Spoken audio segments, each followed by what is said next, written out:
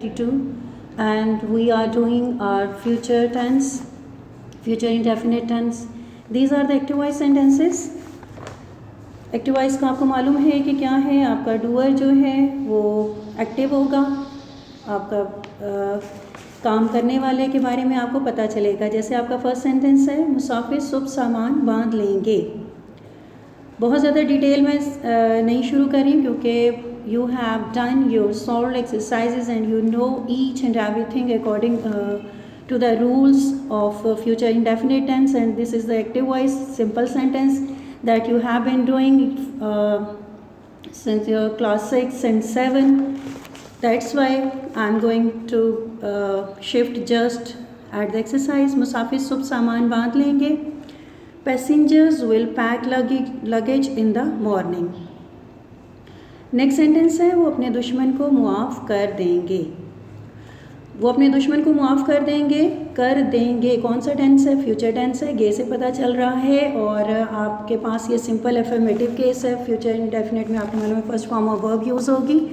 They will forgive their enemy. दुश्मन कौन है? एनिमी। मैं आज जलसे में तकरीर करूँगा। सबसे पहले आपने देखना है कि जलसा है या जलूस है।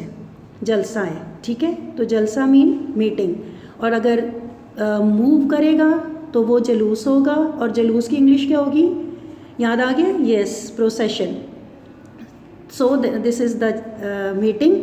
तो हम इसको किस तरह से यूज़ करेंगे? I shall deliver a speech in the meeting today. Next sentence is हवाई जहाज़ 4 बजे अड्डे पर उतरेगा। हवाई जहाज़ क्या है, क्या कहते हैं? इसको प्लेन भी कहते हैं और एयरप्लेन भी आप कह सकते हो। और जो हवाई अड्डा है उसकी क्या इंग्लिश है? Airport.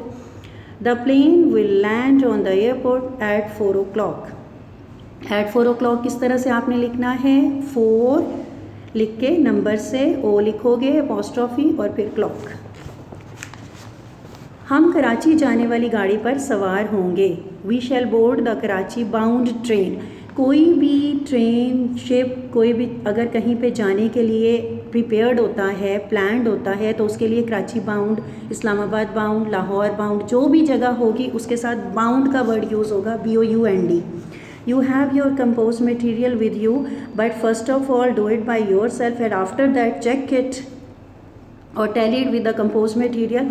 But first of all do brainstorming, use your own mind, use your own thinking कि आपने ख़ुद से कोशिश करनी है इसको बनाने की, सेंटेंस की फॉर्मेशन की। नानी अम्मा हमें दिलचस्प कहानी सुनाएंगी। बोर्ड का रिपीटेड सेंटेंस है ये। Our maternal grandmother. नानी अम्मा क्या होती हैं? Maternal grandmother. और दादी अम्मा क्या होंगी? Paternal grandmother. हमारे जो पेरेंट्स के पेरेंट्स हैं उनके लिए हम जो वर्ड यूज़ करते हैं maternal grand mother and paternal grand mother. तो यहाँ पे नानी अम्मा हैं तो हम मैटरनल ग्रैंड मदर यूज़ करेंगे। और maternal grandmother will tell us an interesting story. An हमने क्यों यूज़ किया? क्योंकि इंटरेस्टिंग में आई यूज़ हो रहा है और आई वाउल है, उससे पहले हम एन यूज़ करेंगे। और एन आपको मालूम है कौन सा आर्टिकल है? Yes, always keep it in your mind that A and an ये दोनों आपके इंडेफिनिट आर्टिकल्स हैं। ये आपसे पूछा जाएगा ग्रामेटिकल जो पोर्शन है आपका पेपर्स में। और द आपका डेफिनेट आर्टिकल है। वो आपकी मदद का शुक्रिया अदा करेंगे। मदद का शुक्रिया क्या करना होता है? थैंक करना होता है। They will thank you for your help. हवाई जहाज़ 10 बजे परवाज़ करेगा या कर जाएगा।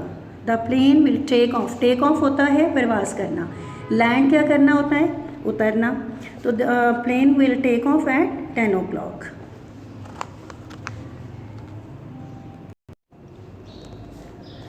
मैं हर ख़तरे का सामना करूँगा।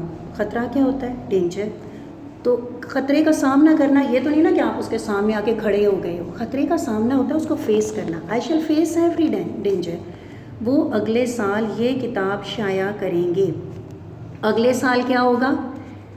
फ्यूचर टेंस है। अगले साल के लिए क्या होगा? Next year. और अगर आ जाए पिछले साल तो वो पास्ट होता है, उसके लिए क्या होता है, प्रीवियस ईयर। आपने हमेशा ये याद रखना है कि आपका कीवर्ड है, आपके जो वर्ब करेक्शन है उसमें ये वर्ड आते हैं, ये सेंटेंसेस आते हैं। नेक्स्ट ईयर का वर्ड अगर आएगा तो ऑब्वियसली वो फ्यूचर होगा और उसमें आपने फ्यूचर इंडेफिनिट टेंस यूज़ करना होगा वर्ब करेक्शन में।